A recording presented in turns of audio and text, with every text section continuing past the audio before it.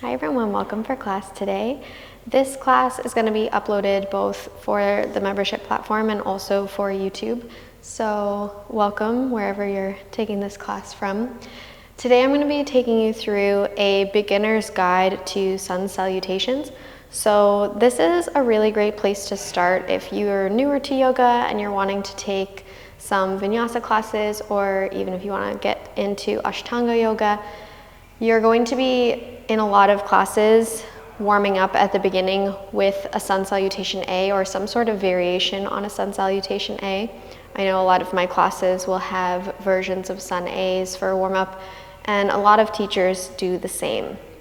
So this is a really good class to take if you want to kind of get a little bit more comfortable doing yoga, but maybe you're a little bit intimidated by the fast pace of learning this Sun Salutation A in the context of a full-on vinyasa class. So if you have this flow in your wheelhouse, then it makes it easier when you go to a public class, to a studio, or if you want to take a class online and the teacher is moving quite quickly and not really breaking things down. So I do have blocks, but if you're newer to yoga, you might not even know what blocks are or have them available to you. Really, all we're going to be using them for is to just bring the floor a little bit closer to you when you're in a forward fold. So you can use a lot of different items around your house for this. You might have some pretty big books that you could use to just bring the floor a little bit closer, or you might have something in your home that's a similar size and shape that you can use as a replacement for the block. If you don't have blocks, that's okay. I'll be showing modifications for how to reach the floor if you don't quite have that in your practice yet. So a couple things that I want to get started talking about before we even get into the sequence of what a Sun Salutation A is. One of the main things I want to address is the positioning of the pelvis in things like plank, and also when we're just standing as we are in Tadasana. So something I see a lot in students is kind of this sway of the lower back and then this dipping of the low belly forwards. This positioning is called anterior pelvic tilt. So your pelvis is like a bowl, and when it tips back this way and your hip bones come forward towards the floor, imagine it's like a bowl of soup. If you were pouring the soup out the front of the bowl, this is called anterior pelvic tilt when the hips come back. Now, a lot of people I notice have this positioning of the pelvis naturally when you're just standing in your day-to-day. This is the way a lot of people will stand with the hips pitched slightly back. This also can be exacerbated if you're sitting all day at work and you don't often open up the fronts of the hips. This position can become really common if you're used to sitting a lot all day. The opposite of anterior pelvic tilt, with the hips tilted back this way, would be posterior pelvic tilt. So that's when you have a tuck in the pelvis, the tailbone is scooping forward and the hips are pressing really far forward. And some people can get into more of a posterior pelvic tilt than this even, but this is probably about as far as I can go. Now, the goal ideally is that we want the pelvis to be neutral. So we want the hip bones, it's not so much a tuck. I like to think of it more as a lift. So as if you had hooks on the fronts of your hip bones and you're lifting the hip bones up and forward on the diagonal. So we see here there's going to be a little bit of natural curve in my low back, but it's not exaggerated like my anterior pelvic tilt. So as we see as well, when we're in this anterior pelvic tilt, the ribs start to pull forward and we get into this very arch-backed position, which is fine for some poses, but in things like a plank, we're not really going to be wanting to be in this position. Or if you're in Tadasana, just standing as you are, it can be really helpful to think about trying to neutralize the pelvis. And again, we're not exaggerating the tuck, but we're really just trying to lengthen down the fronts of the hips, having a slight natural curve of the low back. So now that we've talked a little bit about that, you'll know what I'm talking about when we're in those poses and I say anterior or posterior pelvic tilt. You'll know what I mean by those terms. So another thing I want to talk about is the alignment of the arms. So we are going to be basically doing a push-up, and you may be used to, when you do push-ups, the elbows pointing outwards. Now that is one way to do a push-up, but in yoga, we're going to be rounding the triceps backwards so that the inner elbow faces forwards. And when we come down into our low push-up or chaturanga, we're going to be bending the elbows back this way. Now the reason that we do that is because later down the line, when you want to build onto your practice and start to do some arm balances, you want your forearm to be stacked directly over your wrist. Because if the elbow points out this way and the forearm is on an angle, it makes it really difficult to sustain some of those arm balances later down the line. So when we come into our low push-up, always trying to keep the elbows hugging in, and they'll graze the sides of the rib cage as you come down into your low push-up. So let's just talk through the sequencing of what a Sun Salutation A is going to be, and I'll show you some modifications you can do along the way and how you build them up as well. So your Sun Salutation A will start in your downward facing dog. A lot of times I see beginners straightening into their knees for down dog and rounding into the spine and coming forward. When we're in our downward facing dog, we want to try to have as much of a straight line of the arm to the torso as we can. So I see a lot of people creating an angle at the armpit and then rounding into their upper back for their downward facing dog. So we want to bring the arms right next to the ears as much as we can and have a lot of length in the spine. So as if you could drop a marble onto your low back, it would roll straight down your back, down the back of your neck and off of your head, and it wouldn't go over any bumps, ideally. So how do we do that if we're feeling really tight in the hamstrings? I always encourage a lot of bend in the knees in your down dog, even if you're not a beginner. I often find I need a bend in the knees at the beginning of class. So we see the difference between straight legs and rounding forward and taking a lot of weight into the hands.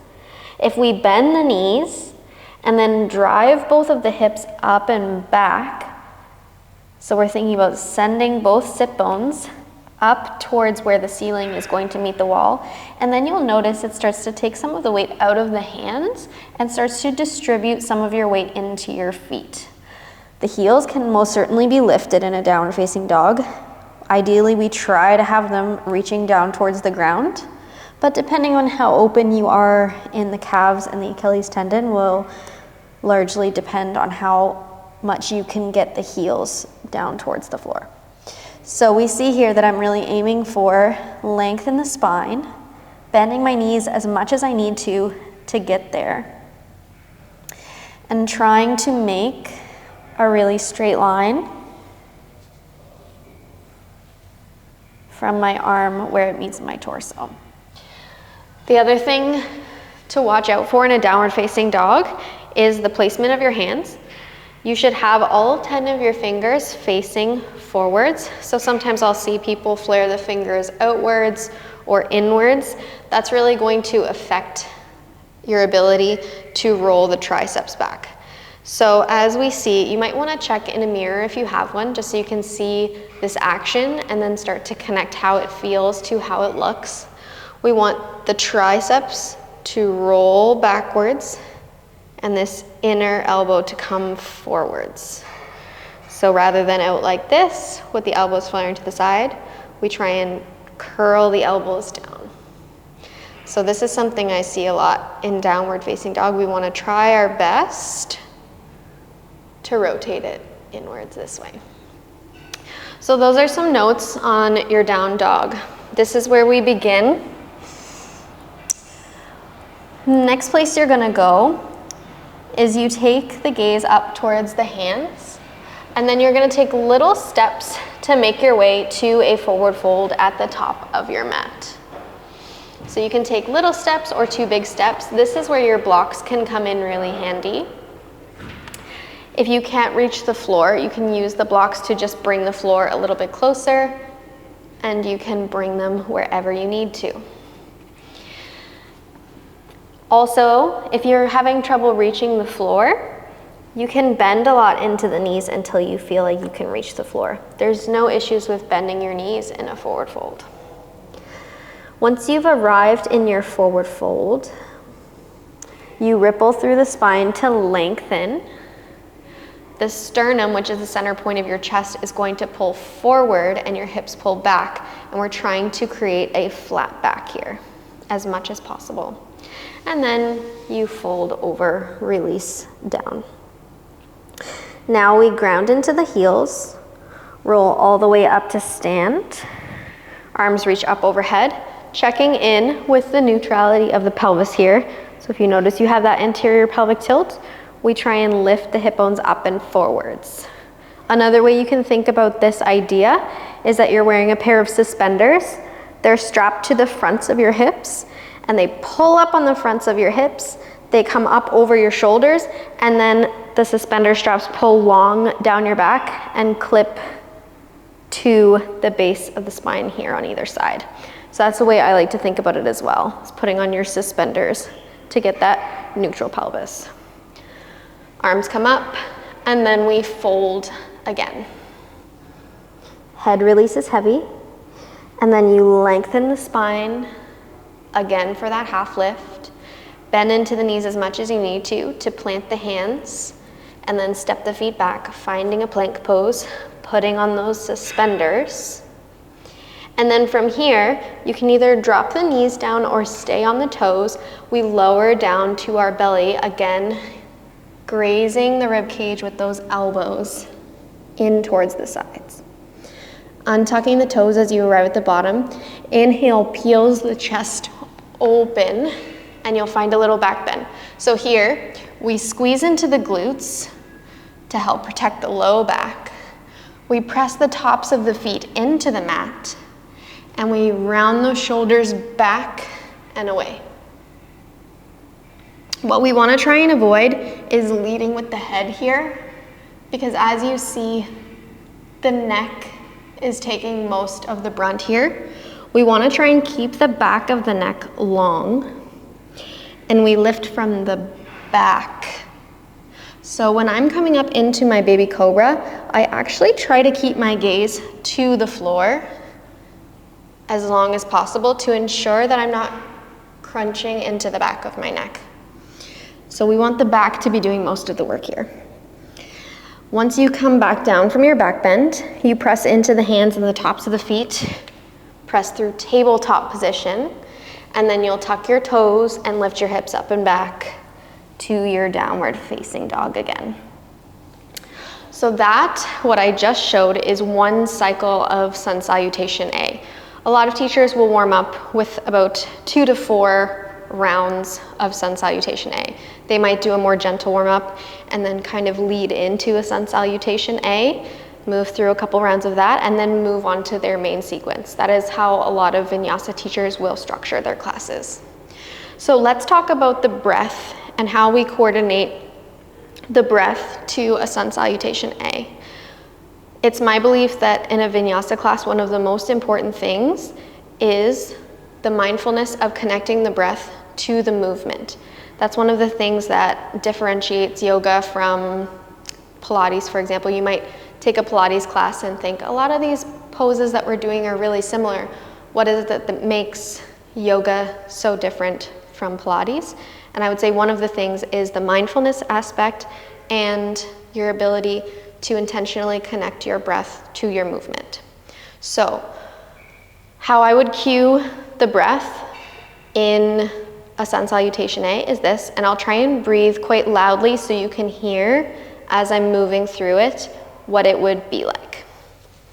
So we're starting in our downward facing dog. On your inhale, you're going to take the gaze forward to meet the hands, come up onto the toes, and bend into the knees. And then exhale, you make your way to the top of the mat using your steps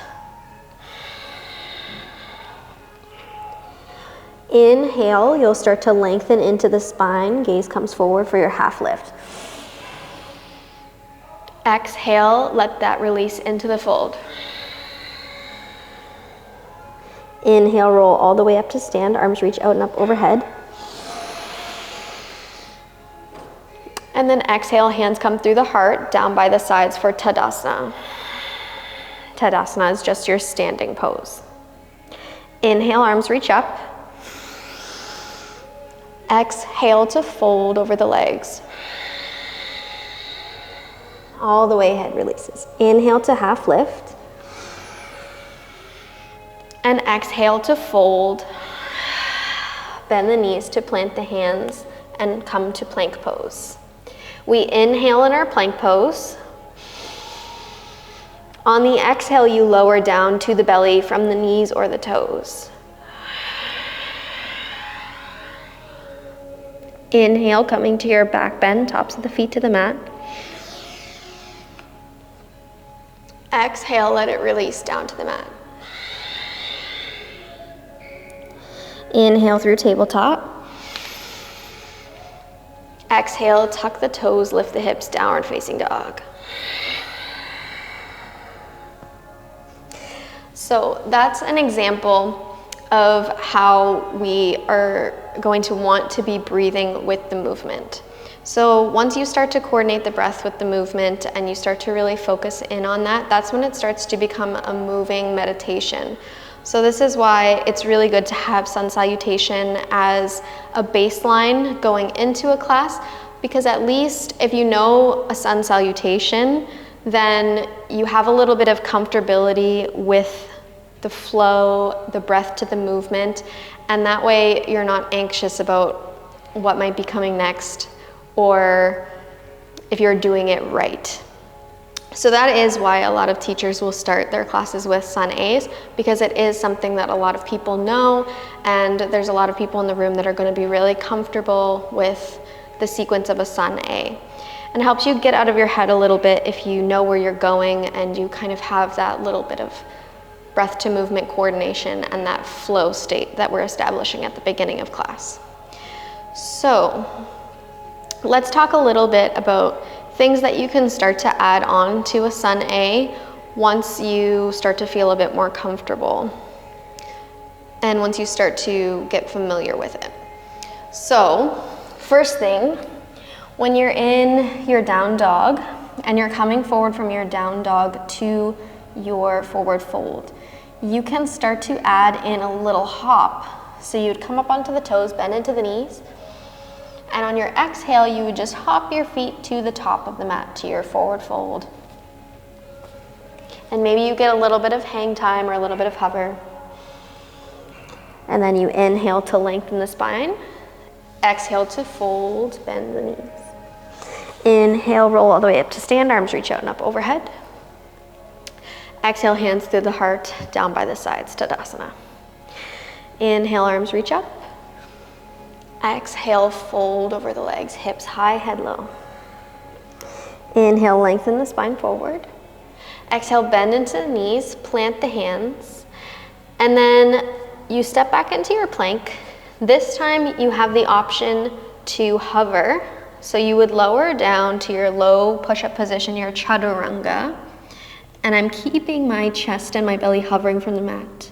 From here, you flip to the tops of the feet, and then press down into the mat, squeeze into the glutes, pull the shoulders down and back.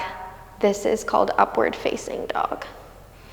So this is an alternative back bend to your baby cobra, which is the belly to the floor. In this one, we want to aim for the thighs hovering and really pressing down firmly into the hands.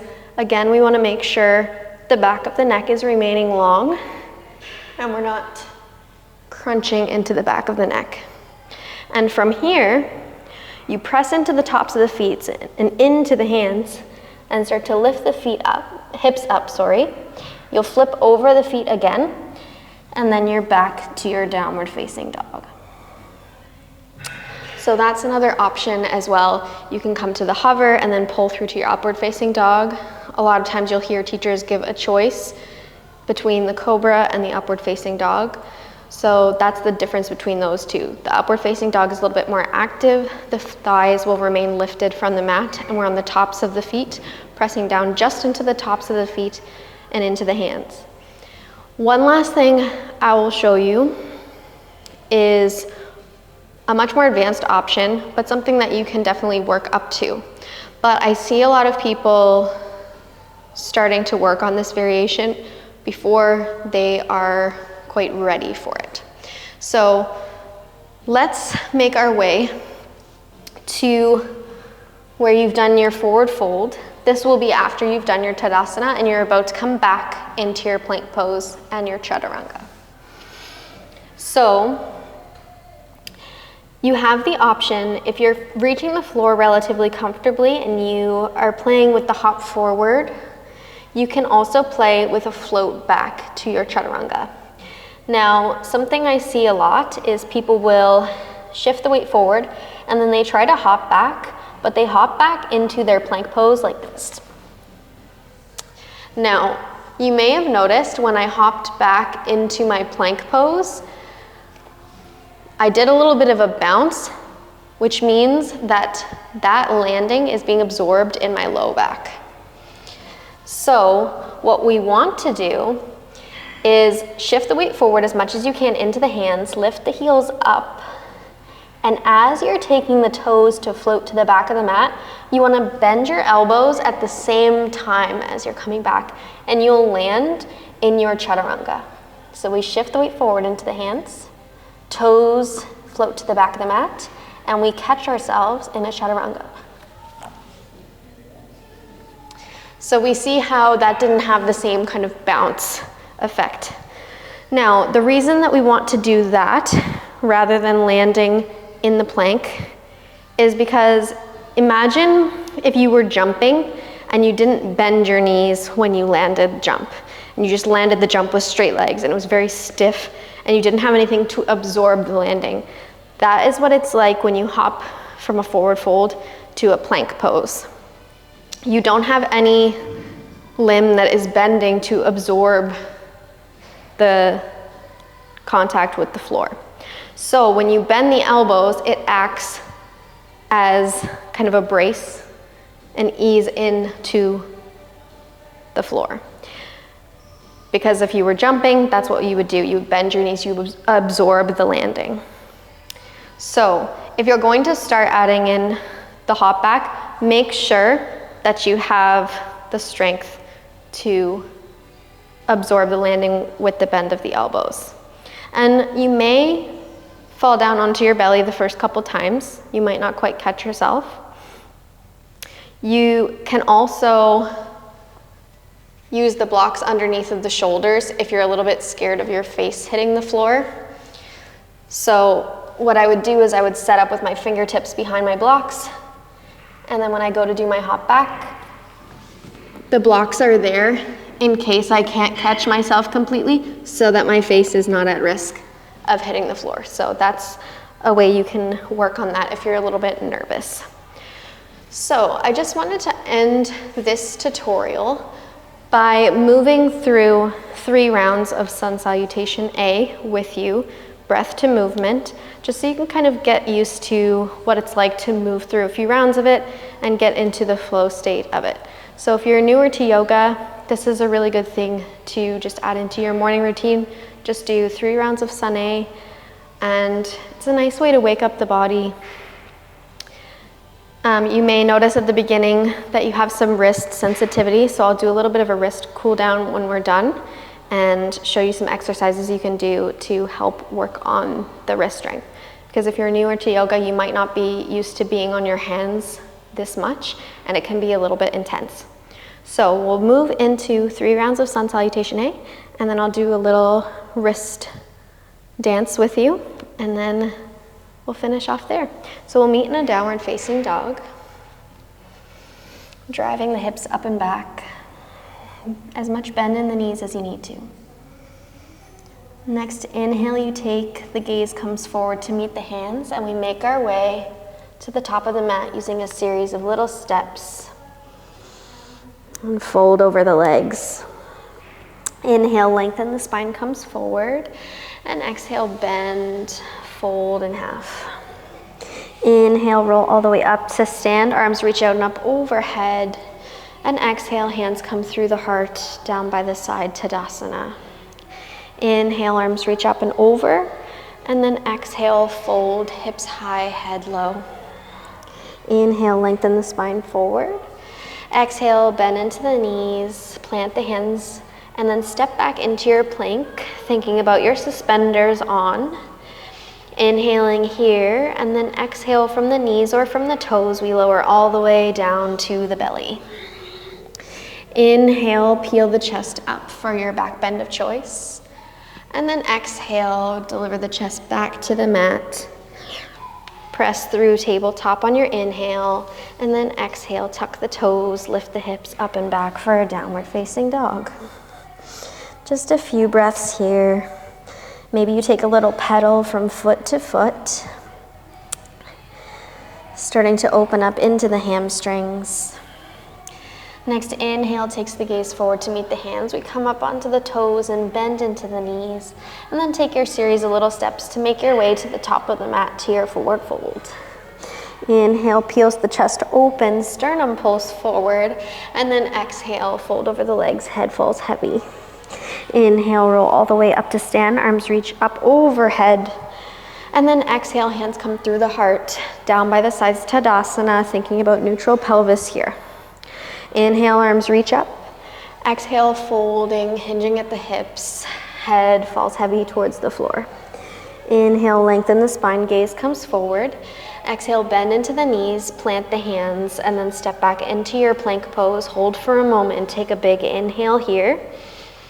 On the exhale, lowering down all the way to the belly. Elbows graze the rib cage.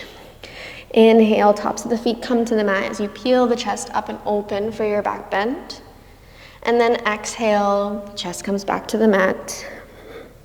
Inhale, press through tabletop position. And then exhale, tuck the toes, lift the hips, downward facing dog. Big inhale here. Exhale, settle. Maybe on the inhales, you take the heels high. And then the exhales, sink them deeper towards the mat. Next inhale takes the gaze forward for one last round. Exhale, bend into the knees, and take your little steps, making your way all the way to the top of the mat to your forward fold. As you arrive, inhale, lengthen to the spine, half lift. And then exhale, bend into the knees to let the chest waterfall over the legs. Inhale, grounding into the heels, lift all the way up, arms reach out and up overhead. And then exhale, hands through the heart, down by the side, Tadasana. Inhale, reach up. And then exhale, folding, hips high, head low. Next time you inhale, gaze comes forward, halfway lift. And then exhale, bend into the knees, plant the hands, and step back into your plank pose. Checking in with the pelvis here. If you're noticing a bit of anterior pelvic tilt, we want to lift the fronts of the hip bones up and forwards towards the shoulders. Inhaling in your plank. Exhale, lower down, grazing the elbows towards the rib cage all the way to the belly. Inhale, peels the chest open, long down the back of the neck. Gaze just to the floor in front of you. And exhale, let the chest come back to the mat. Inhale, press through your tabletop position.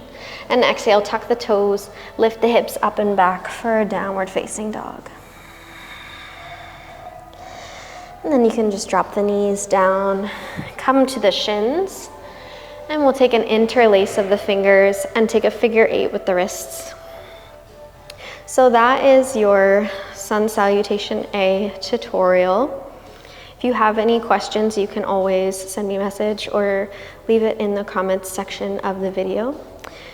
Taking that figure of 8 in the opposite direction. And then we'll take the left palm of the hand forward, take the right fingers around the left fingers, and just a gentle stretch of the wrist, palm facing forward. And then we'll swap that out for the second side. So right palm faces forward, taking the fingertips and just a gentle stretch of the wrist. And then we will come with the backs of the hands to the mat. This time the elbows are going to point outwards, so the entire back of the hand to the mat.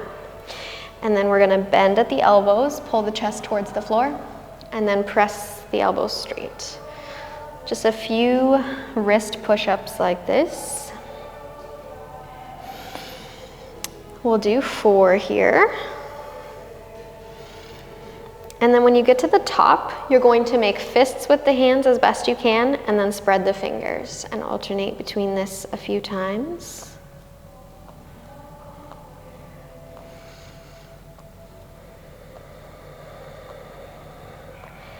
And then you're gonna take the palms of the hands to the floor, fingertips to point outwards, and you're just gonna take a little shift from side to side, gently taking weight into one wrist and then into the other. And then just give the wrists a little shake. So that is my tutorial for you today. I really hope that this is informative, and if you are newer to yoga, that this helps to make classes a little bit more accessible to you, or it's maybe a good way that you can just get started with your yoga practice and start to do a few rounds of these in the morning and start to build up some confidence. So thank you so much for checking this tutorial out, and I'll see you in the next class.